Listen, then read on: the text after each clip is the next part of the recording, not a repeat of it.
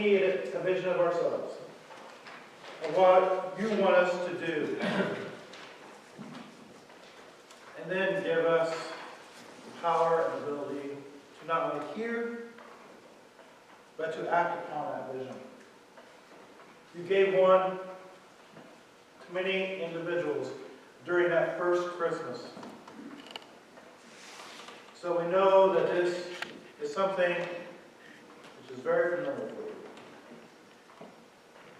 So we pray that now for us. In Christ's name, amen.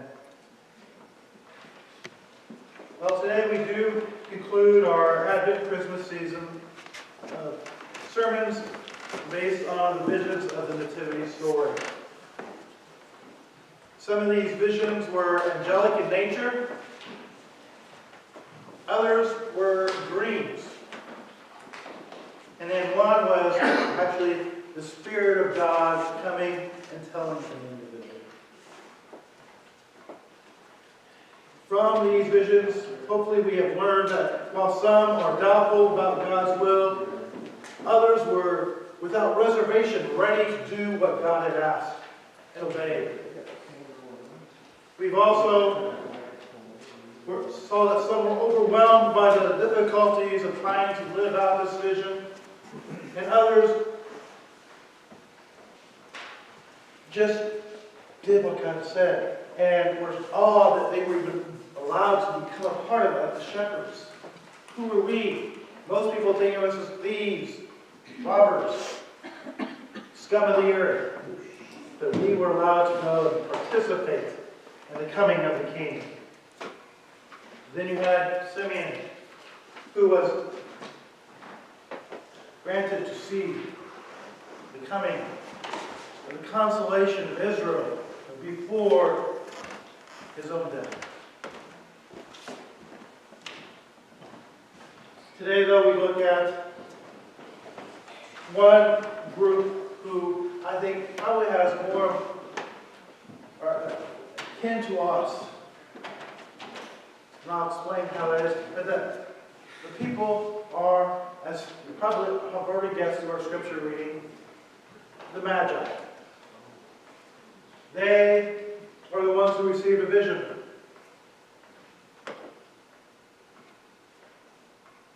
Their vision was two parts. Mary and Zechariah had angelic visits. Joseph and the shepherds had angelic visits. They had a dream. It's not my morning. This is what happens when you have the youth lock in a few days before. Brain goes. Joseph had the nightmares. The shepherds, along with Mary and Zechariah, had angelic visits. The magi had something different. They shared a little bit with Joseph. They did have a dream. But that was their second vision. The first vision was a star. A star? Yes, a star. What's so extraordinary about a star? There's millions of them. But this was a particular star, and they knew it had meaning.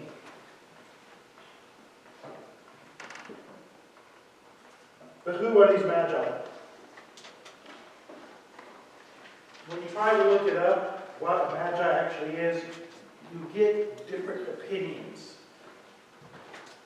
Magi actually comes from the same origin as our word magician.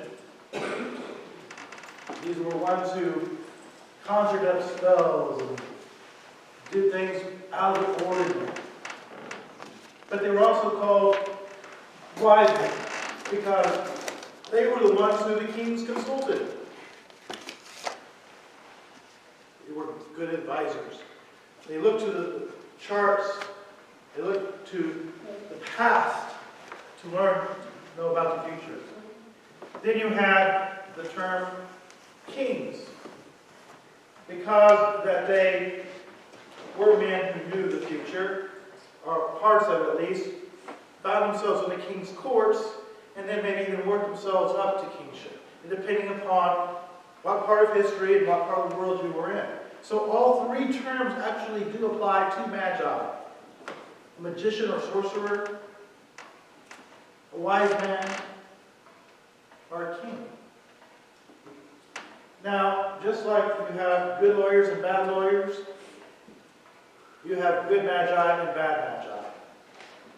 In the book of Acts, we learn of one who was a bad magi, bad magician. He tried to gain the Spirit of the Lord from Peter or Paul, yet mine's still asleep, by paying money, so that he could do the miracles that the apostles were doing. He just wanted to make an income. He didn't want to experience God. He just wanted the power. That was a bad magician. However, we are told through history that there was a good school of magicians. They were referred to as the Magi of the East. Where do we hear that from? Now, why would the Magi of the East be more pertinent? Well, maybe because at one point in time in the history of Israel, the people of Israel were in Babylon, to the east of Israel, when they were in exile. While there, Daniel, an Israelite, was gifted by the Spirit of God with being able to read dreams and have visions about future events. And he rose in position in the Babylonian Empire. When the Babylonian Empire fell, and Israel had a chance to go back to their land, most of them did. Daniel did not. He stayed. As long as many other Jews. And it's very highly probable that Daniel took time to teach others about knowing God, how to follow Him, and even being wise men. And there might have been a few wise women too. I'm not trying to be sexist, because that's the term we use, wise men. So, while you still have some of these Jews who were maybe schooled by Daniel, still living in the East, they saw a sign of the future promise of the King of Kings, the King of Israel in the sky. So they sought out to go and pay him homage. Because when you think about it, why would, say, a wise man who is from, say, Pakistan or Iran or whatever, really be concerned about the King of Israel? Only people who might be really interested is with their Israelite heritage.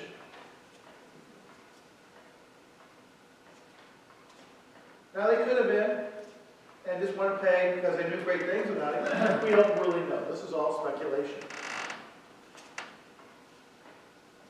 But they came because they saw the star. Now, many people have tried to speculate, well, what's so special about this star? Well, that's what one is a good thing about science. They can help us out. Or at least we can try to speculate.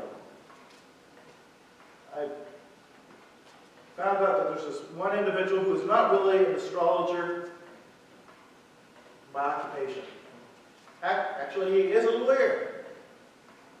But he was intrigued by this question. What is the Star of Bethlehem?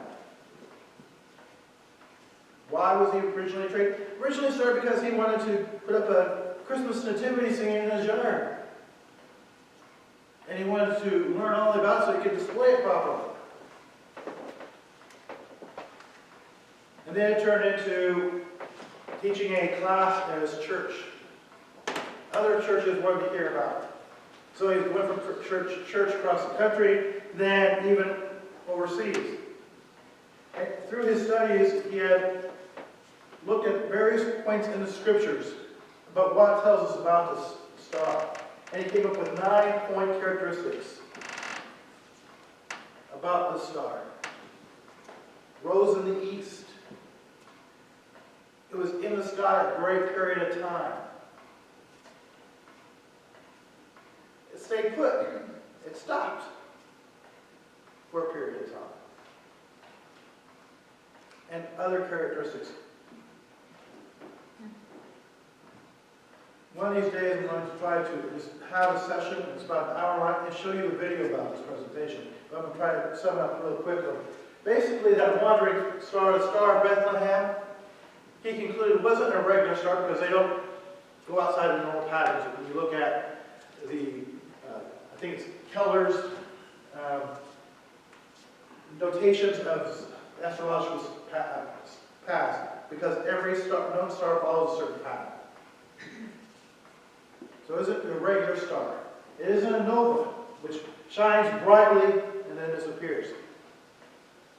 It wasn't a comet because comets still have a certain route, and they would recognize it as such. Also, comets are usually, by most people during that time, even all the way up to the 19th century, were considered bad omens. When in the 19th century people saw an omen, people were packed in the churches. So it's probably not common. What probably was what they refer to as a wandering star. What is a wandering star? Well, there are 7 of them. Mercury, Venus, Jupiter, the planets. And it's just how they lined up. Specifically, Jupiter, in relationship to some of the other stars in the sky, marking that a new king was coming. Like I said, I'm not going to go in great detail, but you can thank Jupiter for the Star of Bethlehem. With this calculation, they even actually figured out when the Magi visited. Because they go through the charts under Bethlehem. When did the Magi finally arrive? December 25th. However, that puts Jesus' birth probably about sometime in June. But the first Christmas actually was the first Christmas. Even though we didn't start celebrating it December 25th until years later.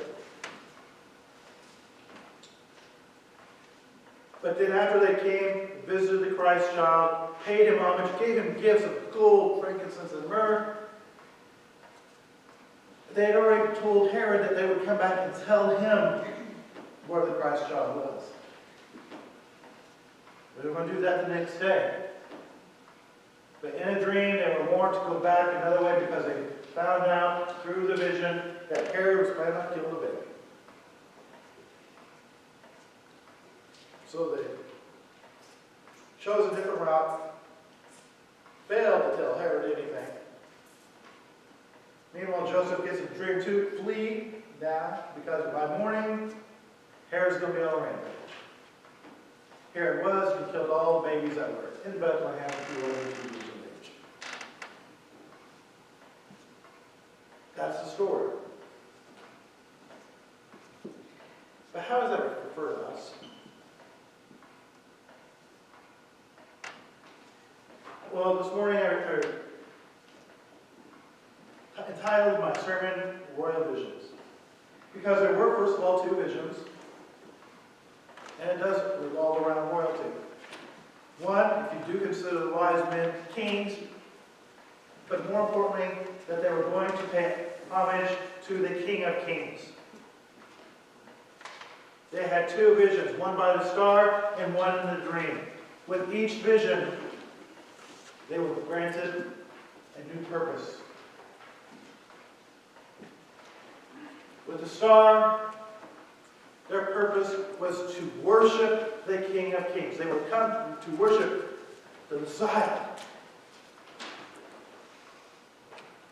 The second was to preserve that future king and his kingdom. Because if they had gone with their original plan, there would have been no Messiah. No Christendom. Those two things have been passed on to me and you today. We are to worship the King of Kings. We are to preserve Christendom.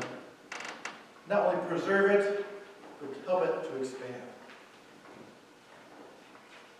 Are we doing that? That is the question.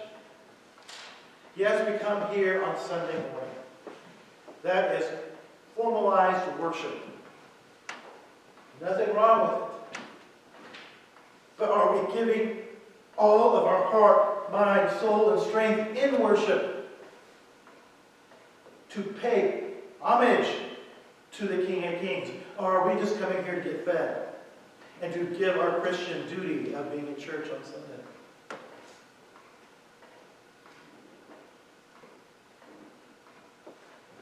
If the Magi did that, they could just send a card.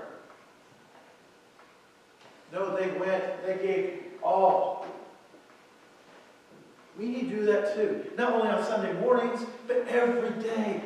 Getting up out of bed, thanking the Lord for what He has done for us, seeing us through the night, and giving us a new day to begin.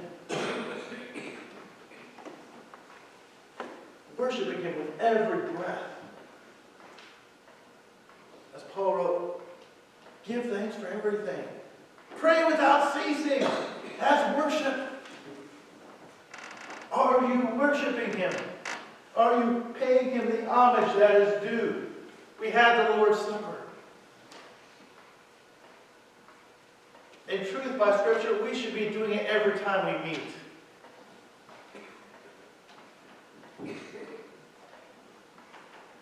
We chose not to for various reasons. Not to disrespect our God, but to give Him His due. To keep Him more than just a ritual. But when we do come, are we giving Him our all? Are we worshiping? Whether we sing on key or off key, or if we even know what a key is. Are we singing? Are we giving Him our talents? That's worship. The other is protecting the kingdom. Preserving it.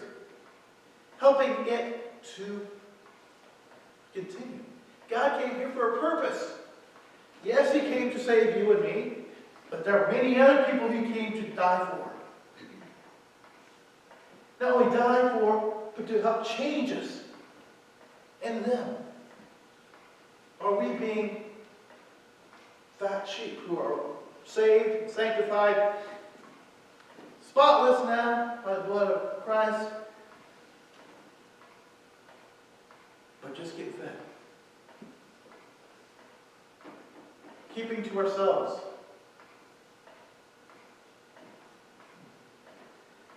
Fat sheep die, people.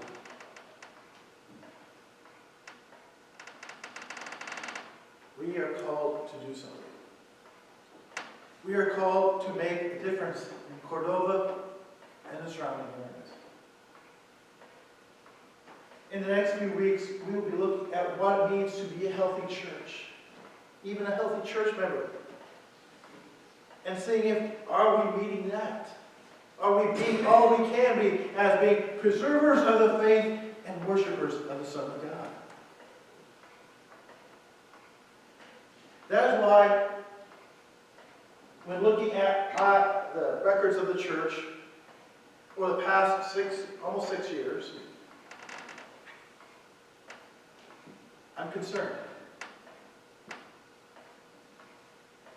When I first came here in April of 2013, on a Sunday morning, we averaged around 55.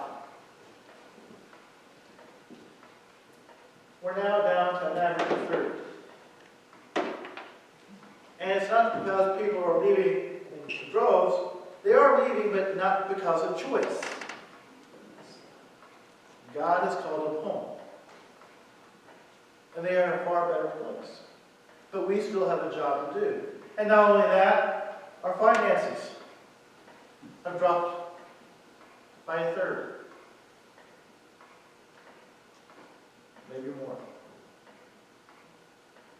So therefore, our resources to minister have been cut back. We're not alone. A lot of churches are in this position. But that doesn't mean well, that's just the way it is. We know that the gates of hell will not prevail against the church, so we will survive. We will survive if we are doing the business of the church. The church will survive. That doesn't mean this church will. Doesn't mean the church down the street will. But the church somewhere on the face of the earth will survive. It is our job to help make sure it is done. That is why I've called for this gathering of Erie Baptist and First Baptist in Morrison. They are struggling just like us. Maybe a little less, maybe a little more. But saying, let us come together. We don't have to be isolated. We don't have to handle this problem on our own. Maybe we can help one another. This first gathering, all we're really going to do is, here's who we are, here's what we've been doing, here's where we're struggling. Can you help? And have each church share. And then, over the course of time, start the dialogue of seeing and coming up with ideas of maybe how we can. It might be holding revivals at the various locations.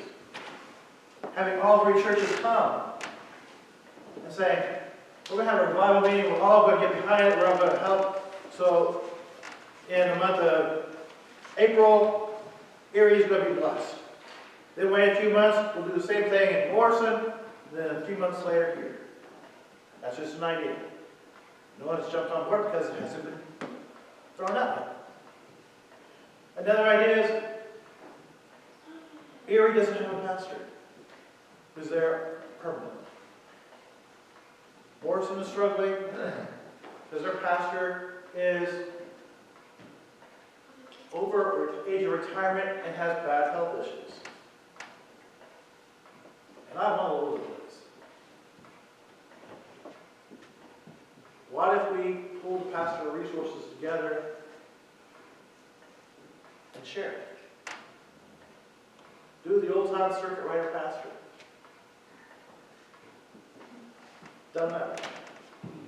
And the one which I really hate to throw out, but it's always a possibility, combine the three churches in one central location. I have problems with that one because I don't know who would buy this property.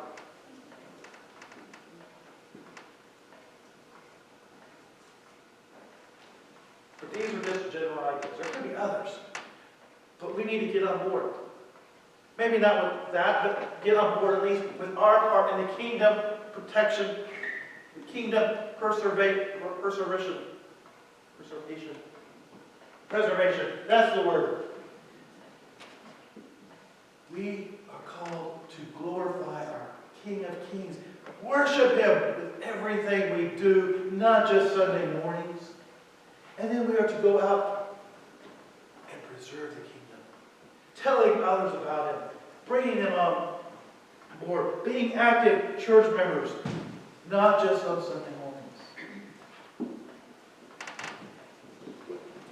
Because when we are doing that, doing all we can for God, He will bless us. And this church will be here when Christ comes home. I'm not trying to paint a bleak picture this morning. Saying all doom and gloom. There is always hope. There is always faith. But we need to rekindle that fire in us. Pray to God to move within us. Bring that Spirit of God back in us and show us how to do it. I know we're an older congregation, but you still got breath. You still got vigor. And I know some of you cannot work me. Do what you can. That's all I'm asking. Pray God for wisdom.